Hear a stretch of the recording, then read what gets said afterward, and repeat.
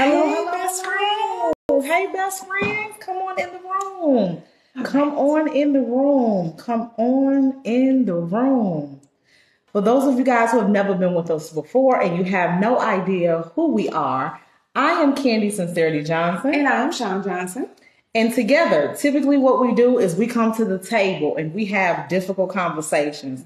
We talk about what's going on in the world. We talk about what's trending. We talk about all of the things that the girls and the boys in the streets are talking about. However, we look at those topics different than most other people, okay? We look at those topics from a very high level and we extract all of the money and the business lessons in the situation. And this trending topic is no different. Absolutely. We wish we didn't have to have this conversation. It's very unfortunate that we have to have this conversation, but it's a much needed discussion. And that is what we are here for on tonight. Yes.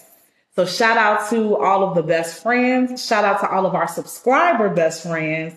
We love and appreciate each and every one of you guys. You want me to say some hellos real fast? Please do. So hello, Miss Tammy. Hi, Crystal. Hi, Cherie. Hi, Kimberly. Hi, Kat. Kat had question marks. What's wrong, Kat? You okay?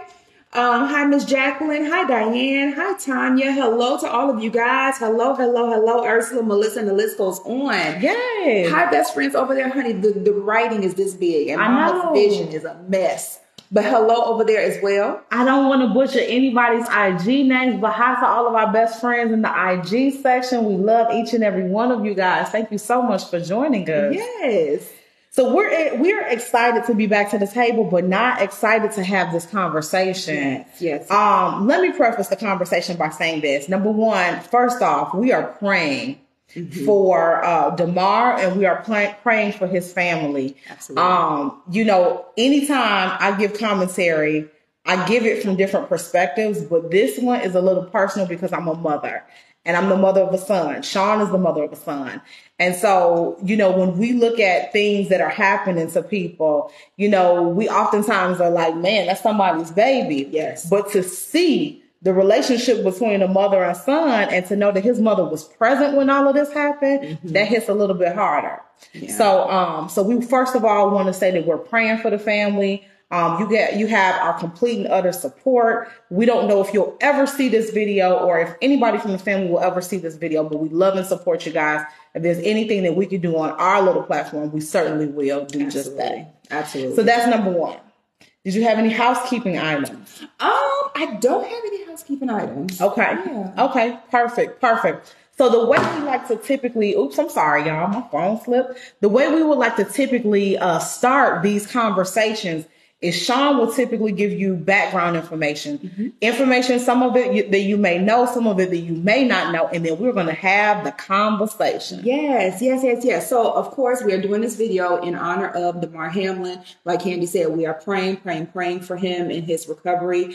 I could not imagine what Mrs. Hamlin is going through at this time, and Mr. Hamlin. You can't negate the fact that, his father is present as well. So I definitely, my heart goes out, especially to his siblings and the rest of his family. Okay. But I'm going to give a little bit of background information just in case you don't know who Mr. Hamlin is, Damar is. I'll just give you a little bit of background information and kind of know what we know up to this point. And then we will go from there. Okay.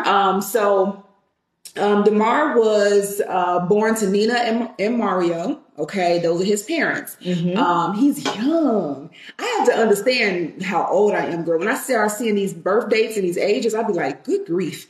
So Damar is only 24 years old. He's a young man. His mother and his father were high school sweethearts. I thought their story was absolutely adorable. Come on, sweetheart. Mrs. Hamlin had Damar when she was only 16 years old. So she was a young mother. Okay, yes. And another thing that I thought was very commendable about the parents is the fact that, because some people, when they think about athletes and things like that, they're always like, oh, they did that so they can take care of the entire family and this, that, and the third.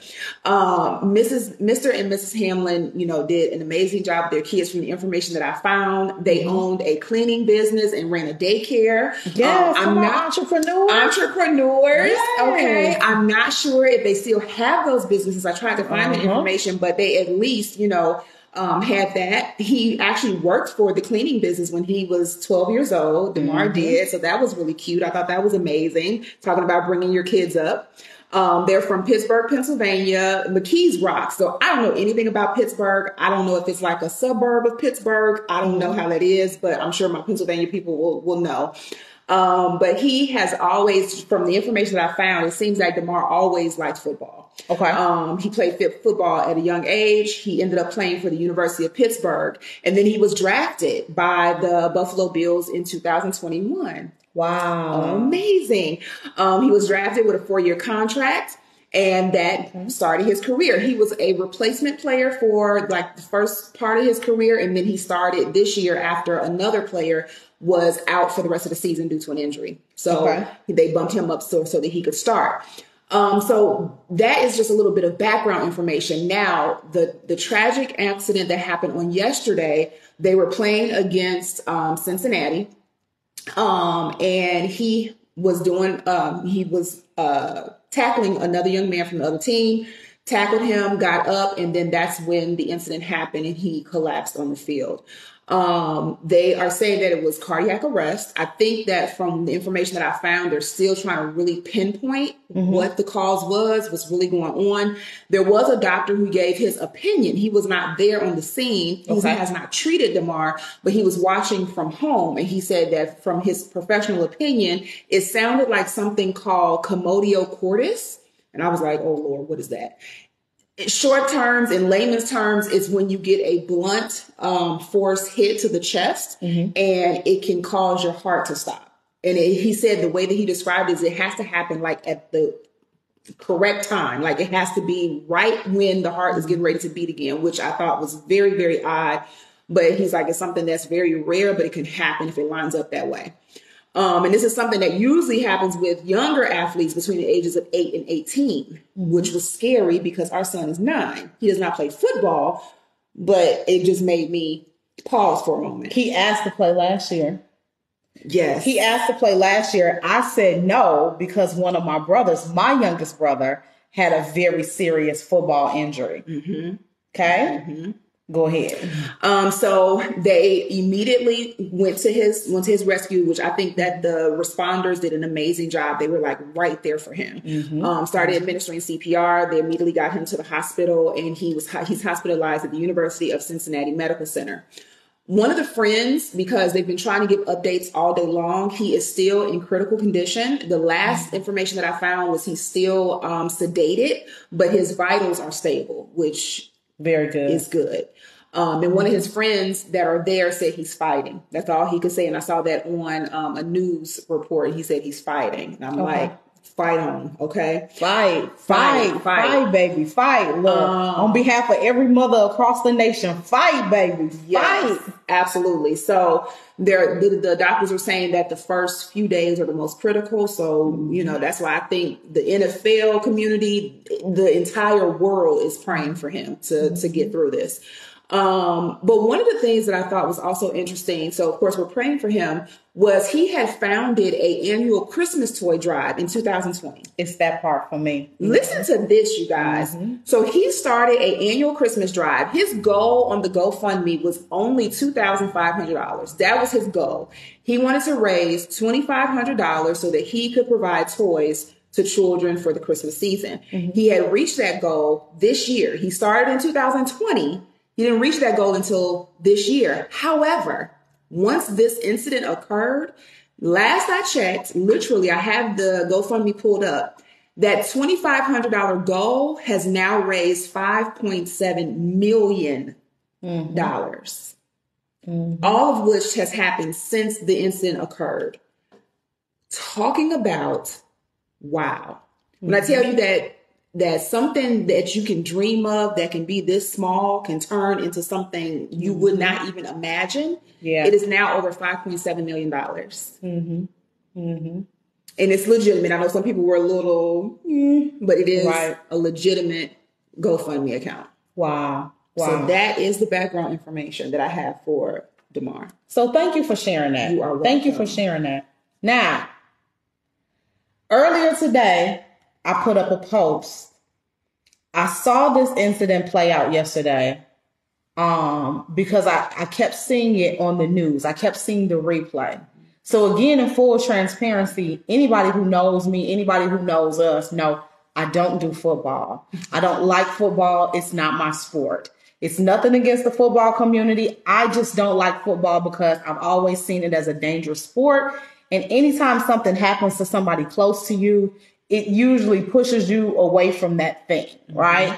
I just remember, again, going to the story with my brother. My youngest brother ended up sustaining a very serious football injury to the point where when his mother passed away, which is my stepmom, I remember them having to bring him in, and he was a college athlete, on a walker and hold him up in order to bring him into the church because of a head injury. So I just don't, for that reason, I just don't do football. But again, praying for this young man and everything. So this is the post that I put on my page. I said, I'm praying for Damar Hamlin and his entire family. I've been glued to this story since learning about what happened. My unpopular opinion is I'm not a fan of football at all, but I've watched many young men put their bodies to the ultimate test for the love of the game and for the love of their family. Professional sports has been a way out for a lot of people for many years, but at what cost? I think there's a much needed conversation that needs to take place. And then I suggested that we would be live tonight, right?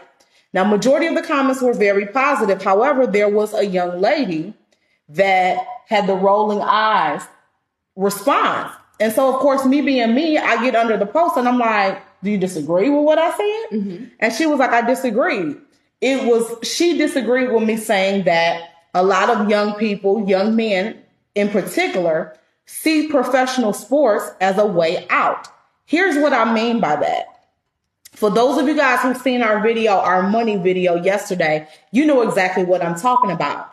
A lot of people use professional sports. When I was a kid growing up in the 80s, professional sports, going to the league, going to the pros was seen as a lot of young men as a way to take their family from either being poor or middle class into the wealth column, right? It's a very noble thing that a lot of young people want to do is they see, hey, I love this sport. I'm talented in this area of my life. It would be beneficial for me to go ahead and apply myself, and I could do for my mom. I could retire my parents. My parents have worked for me. I can take care of this person and I can take care of that person. But again, at what cost, right? It's a very, very, very, very dangerous sport. So what professional athletes probably should be doing at this point is taking a look and saying, oh my God, if something were to happen to me, what's going to happen to my family? Where does that leave the people that I'm trying to take care of? At what cost, right? At what cost, right? So this is the conversation that we have here on our platform, is just looking at things from a very, very high level. Now, based on what a lot of the doctors said and what a lot of people are suggesting, this was very much so like a freak accident, right? Although it was very, very difficult to watch, and we're sitting, waiting on every single update, trying to figure out what's going to happen and how things are going to play out. This is not something, we watched people play football for years. This is not something that we would arguably suggest is going to happen over and over and over again. But the conversation has to be had about professional sports, and the conversation also has to be had about the whole at what cost. We're doing this, but at what cost, right? We're putting ourselves and our bodies, young men, through all of this to take care of people, but at what cost? Mm-hmm. At what cost? And it begs the question, who's at fault? Who's responsible? Because there's a lot of other side chatter that's being had, right? Is the NFL responsible? Should there be different rules to the league? Are the owners, are there certain things that the owners should be, talking about? Mm-hmm. What does the contract say if he can no longer work again? So let's forward think and say, we're going to speak it into existence because this is what we want to come true. We're expecting God because there's people all around this country that are praying for him and touching and agreeing with his family. So we're going to speak this thing as though it is, right? So let's say a month from now, he's being released. He's back, to as much of himself as he possibly can be. But he's sitting there with his family and he like, I don't want to do this again. Right? Like that was scary for me. I don't want to do this again. What does that now look like for him? Mm-hmm. What does that now look like for him? For those of you guys who are football fans, you may be familiar with Mr. Inky Johnson, right? Inky Johnson was playing in a college game. He was supposed to go pro last I think I read, right? As far as Inky's career. I know Inky Johnson from the business side. I know Inky Johnson for being the motivational speaker. I know Inky for that career. I don't know him for the football, but when I was introduced to him, again, me watching him from afar, when I was introduced to him online and I started following a lot of his content and following his career, I was like, oh my God, he's an outstanding speaker. So it naturally, because you see his arm, you see the fact that his arm is paralyzed forever, you go back and you say, well, dang, what happened? So you see his hit and you see that whole thing and you listen to his story and him tell the story of what happened and the defeat that he said that he felt. He grew up with a single mom. His story was a little bit different. He didn't have his father, I don't think, but he grew up in like a 1-bedroom apartment. It was several family members, and he saw football as his way out, his way to be able to take care of his family. And he said it in his own admission. He didn't think of any other possibility because that was his main thing. That's what he was good at, right? He saw himself having a professional career. And so when it was snatched from him, he was thrust into a position where he had to now figure out what's next. What's next? Huh? Men are naturally providers. Most men are naturally providers. What's next? What's next? And so the conversation, this is a good opportunity to talk about wealth and talk about wealth creation, right? So this is for the people who want to play professional sports, or maybe for the athletes who may happen to find this video and, you looking at the situation and you're like, okay, well, what does life look like after? You can't spend every dollar that you have coming in. When we have the conversation about people living check to check, there's not just people living check to check who are on minimum wage. There's people who live in check to check who are in professional sports, in the entertainment world, in the music industry, etc. And they look like they have this lavish life, and they don't. They don't for several reasons. They don't. Some of them don't because they're trying to take care of everybody. And some of them don't because, just decisions that they've made and they've overspent. But it's one of those situations where you have to think about life thereafter and what that's going to look like. But I don't know what are some of the comments saying? So Ms. Lydia says she works in the sports industry and there's so many provisions in place for these types of injuries, also with mental health and other types of injuries that was not in place 20 years ago. And I'm sure because I'm sure that when things happen, it makes the industry, no matter what it is, whether it's sports, whether it's entertainment, to say, okay, this happened. We didn't have anything there for that. So let's figure this thing out. So should something happen. So, because I know Candy was saying, well, would they have to still fulfill his contract? And I said, honestly, I think it depends on what the contract says. Yeah. Because you can negotiate your contract. You can do different things. I was listening to another young man that came from the sports industry. I think it was football as well. He negotiated his entire contract and did things in his contract that was not typical, but he negotiated that thing. Mm-hmm. So it just really depends on what his contract says. Let me see. Hold on 1 second. Let me go back to this other comment. Hold on 1 second. Let me go back up. Lisa said he's very devoted to football. If he comes back, which I think he will, because he's already devoted, but it'll be a while, she thinks. Inez said, I raised 3 boys and only my oldest played, and it's a 10-year difference. So I never let my other 2 play football. Yeah. It's a tough sport. And let's be honest. I mean, for the most part, almost all sports are. Mm-hmm. I mean, our kids play softball and baseball, and we've seen some knockdown injuries, even in softball and baseball. I've seen a kid get hit with a bat before. They were in the catcher's box and they got hit with a bat. I've seen some pretty dangerous things. So if you're in a position where you could get hurt, I mean, it could, there's some serious things that could happen in any sport, even basketball. Mm-hmm. I've seen somebody go up and dunk and come down on their back.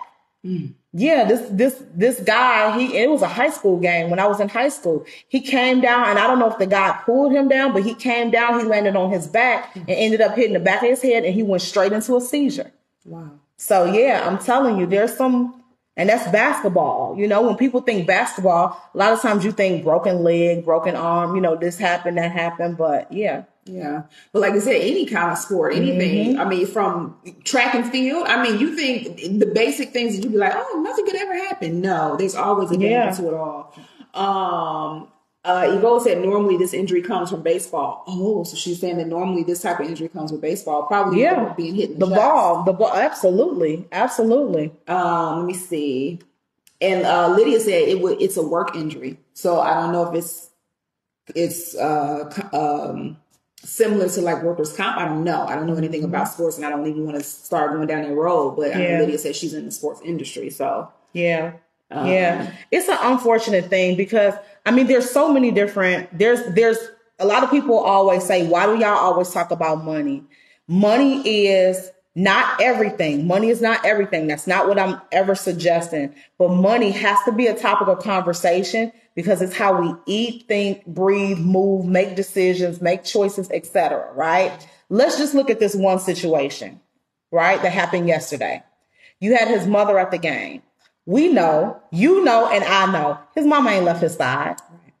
Right? So not only has his mother not left his side, now you have family members too. I don't know if he has siblings, if he has a father, if he has a grandmother or whoever. You're going to have family members who hear what happened. They trying to now fly there. They have to get hotels. They have to eat. Then there's a rental car involved. Then you have to orchestrate things with the doctor. Then there's physical therapy and so many other things after. Can he be transported back home to whatever state he lives in? That money is always a topic of conversation because it takes care of how we live. It takes care of everything around us. And so it's one of those situations where you have to look at it from the bigger picture. And then looking at it from the bigger picture, I don't know, it's just a teaching lesson for a lot of people. And I think if I was a professional NFL player, I would be really, really nervous. I would be scared. And I couldn't imagine what the person who hit him is feeling like. Yeah, because I know for sure the young man who was involved in that tackle went to his family and, you know, basically apologized and gave his, you know, his prayers and things like that. Because like you said, it's the game. It's a freak accident. It happens every single play. But imagine how the young man feels, the guilt that he probably has and things like that. So there's a lot of moving parts. Like you said, financially for sure. And then also mentally as well. But I know for sure he didn't take it well. Yeah. Well, and I think that, and I don't know who the other player was, but I think that's a huge step. That's a big man to go to the family of somebody who's now laying in critical condition, fighting for their life, to say, hey, I just wanted to, you know, extend my you know, apology and basically say I'm praying for you. Like that's huge. It is. That's huge. Yeah, Evola said he was very upset. I could imagine. Yeah, I mean, I could imagine. Yeah, and you could just tell just from the faces of all the other players, just the impact that it had on everybody that was there. Everybody that was there. Yeah. I don't know. Do you have anything else? It's just watching this GoFundMe. Yeah, it's pretty much at 5.8 now. Almost at 5.8 since we've been sitting here. Yeah. But one thing I could say is, as a nation, right, we don't get everything right. But when something go down in this country, we come together, don't we? We don't always get it right. I don't always see things your way, and you don't always see things my way. But as a country, what I do love is that when the rubber meets the road, we come together. Even in tragedy, we definitely come together. So, yeah. Jamie says she said that his hospital expenses will be paid by workers' comp. She used to work at a hospital and seen these types of things all the time with the NFL and NBL players. Evola said that's true. Yeah. Well, I mean, I figured just from a business perspective that the hospital bills and everything will be paid for by the NFL. But also, when I saw this, my mind went back to the Colin Kaepernick movie. Remember, did I say his name? I can never say his name right. Y'all know who I'm talking about. Colin Kaepernick or whatever, the young man who played football. Colin. Remember he did the movie that was on it was on Netflix. And remember how he showed how they do in the draft in the very beginning? Remember how they send the guys through all of that and they look at them and it's very similar to years ago. Right, years ago. You understand what I'm saying? And so it's just so crazy because when you mention the hospital bills and all that, and I was like, oh girl, they're gonna take care of that. They're gonna take care of that. That's an investment. They look at those players, right, wrong, or indifferent, as investments. Yeah. An investment is something that you put money into with the hopes and the bet that you're going to get more out of than what you put in. That's an investment. Absolutely. They're going to make sure their investment is protected. That's business. And so my mind went back to that movie, and there was some highs and lows to that movie, and it made you kind of, feel some kind of way, but it gave you a different perspective. That's very much so business. Yeah. And so with all that being said, I'm sure they have policies and I'm sure they got protection from the NFL's perspective, from the team's perspective. But my question is, what does his contract have for him? Yeah. Right? There's two sides of the table. Well, three. There's the league sitting at one side. There's the team and the team's owners. Then there's the player. Everybody is sitting at three sides of the table, and everybody has a different agenda and everybody has a different goal, right? When you negotiate a contract, everybody leads with first their own best interests. They want to do what's good for the collective, but at the end of the day, they want to walk away with their own best interests taken care of. So that's when the negotiation comes into play. You got to give a little to get a little bit. But here's the thing. What you said at the very beginning, and none of what Sean gave you, I didn't want to know any of this beforehand because I wanted to give real commentary. So what you said was he has a 4-year contract and he was bumped up to start and he took over for a player that was injured. What typically happens, and we've seen it in basketball, because I'm a basketball fan. And I remember certain players. It was, I think it was Jimmy Butler when he played for the Bulls. Jimmy Butler was a player where he didn't sign the best deal in the beginning, but as he had more tenure with the NBA and he, had done more with the Bulls and stuff, he started negotiating better terms. And so sometimes what these players will do, and I'm not sure if that's Damar's case or not, but sometimes what players will do is they'll come to the table wanting this, that, and the third. And they might say, well, we're going to negotiate and I might not get it in this 4 years. But when we come back to the table, here's what I expect. And that's agreed upon. That's what the negotiations are. And so it would definitely be interesting and I don't think this would ever happen, but if his team ever spoke about that. Yeah. Or maybe once he is back up, and he's out, maybe he's doing speeches and stuff, or he talks to the press, this might come out later. But, of course, this would be much later. Yeah. Evola said his uncle just spoke on local news, and he said they're keeping him sedated for a better recovery. Yeah. So that's a good thing. Yeah. And I know a lot of times when you have a traumatic injury, a lot of times you will be, you'll be put into, and I'm not saying this is what it is, but usually sedation is like a medically induced coma, just to keep you so that they can make sure that they can monitor you well, make sure your body is healing well and all of that. So, a lot of times when people hear that, they get a little nervous and a little, unsettled, but that's actually sometimes a good thing for the person who's trying to recover. It totally is. Yeah. It totally is. Because I remember a family member, when my grandfather was in a medically induced coma, I had never seen it before, but I was there when they woke him up. And what they do, and they use propofol. And I remember it was right after the Michael Jackson thing, but they literally had it dripping through an IV and they turn it down and then they gradually wake the person up. And every person is different, but it's very much so like watching somebody come from under anesthesia and then they gradually wake up, right?